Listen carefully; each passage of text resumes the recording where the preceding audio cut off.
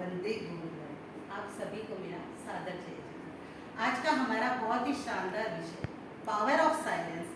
ये एक मेरा फेवरेट कह सकते हैं टॉपिक भी हो गया है पिछले 3 साल से 2 साल से। इसके बारे में बाद में बात करते हैं। पहले बात करते हैं मौन, जिसकी हम शक्ति जानना चाहते हैं। मौन का अर्थ क्या है? साधारण भाषा में मौन का अर्थ है चुप रहना। अब हम मौन कितने प्रकार से कर सकते हैं? मौन हम 2 प्रकार के मौन से कर सकते हैं। पहला मैं है मौखिक मौन, दूसरा मैं है मानसिक मौन। मौखिक मौन हमारी जीवा द्वारा किया जाता है। विषम परिस्थितियों में अपनी जीवा पर हम किस प्रकार से नियंत्रण कर सकते हैं, वह है मौखिक मौन। इसका एक मुख्य इतिहास में उदाहरण देखें तो यही मिलता है। अगर द्रौपदी दुर्योधन को उस समय ये शब्द नहीं बोलती, अंधे का बेटा अंधा, तो क्या महाभारत रची जाती? नहीं। यदि हमें अपने घर में भी विषम परिस्थितियों में महाभारत से बचना है तो हमें मौखिक मौन को अपनाना चाहिए। यह हुआ पावर ऑफ मौखिक मौन। दूसरा मौन है मानसिक मौन। मानसिक मौन, मौखिक मौन लेना अपेक्षा मानसिक मौन के इजी है। मानसिक मौन बहुत कठिन है। ध्यान में भी हमें सबसे पहले कहा जाता है अपने मन को शांत करें। मानसिक मौन को हमारे ऋषि मुनि अपनाते थे। भगवान महावीर भी इसका बहुत बड़ा उदाहरण है कि उन्होंने इतने उपसर्ग मन में शांत भाव होके झेले थे। मानसिक मौन का अर्थ है अपने मन के अंतर्द्वंद को नियंत्रित करना। अपने मन में जो भी विचार आ रहे हैं, आपको किसी पे क्रोध आ रहा है, विचार आ रहे हैं, उनको नियंत्रित करना।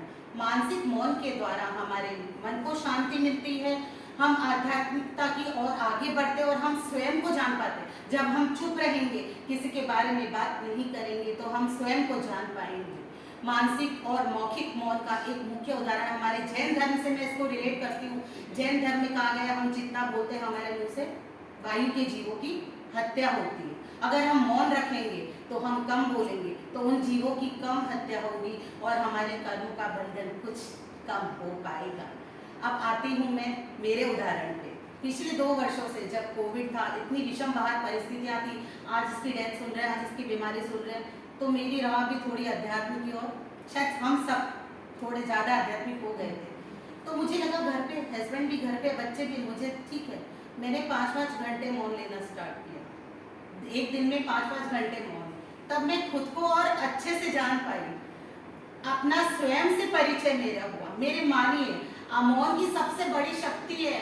अगर आप स्वयं को, आप दिन में 1 घंटा मौन लीजिए, आप किसी से फालतू बात नहीं, वगैरह थारी मारी वो सब कुछ नहीं, कर्मों का बंधन कम, और 1 घंटा मौन से आप स्वयं को जान पाएंगे, अध्यात्म को जान पाएंगे, उसको जान पाएंगे। इससे बड़ी क्या मौन की पावर होगी। यह मौन की बहुत अच्छी शक्ति है। अगर आपके हस्बैंड है, बच्चे हैं, उनसे बहस होगी, मैं दूसरों पे क्यों, अपने घर में अपन उदाहरण लेते हैं, उनसे कोई बात हो रही है, अगर आप 5 मिनट समय आपने मौन ले लिया, हस्बैंड भी सोचेंगे इतना बोलती चुप हो गई, और शाम तक आपको सोचने का समय मिलेगा। हाँ, हो सकता है इस परिस्थिति में मेरी भी गलती रही होगी। आप आपसी सामंजस्य से उस चीज को शांति से सॉल्व कर सकते हैं। यह मौन की शक्ति है। मौन की इतनी शक्ति है कि उसके कितने ही उदाहरण दे सकते हैं। मेरा आप सबसे निवेदन है, मौन की शक्ति को पहचानिए। दिन में मात्र 1 घंटा भी आप मौन लेके देखिए, फिर आप मुझसे बोलना कि हाँ मोना तूने सही कहा।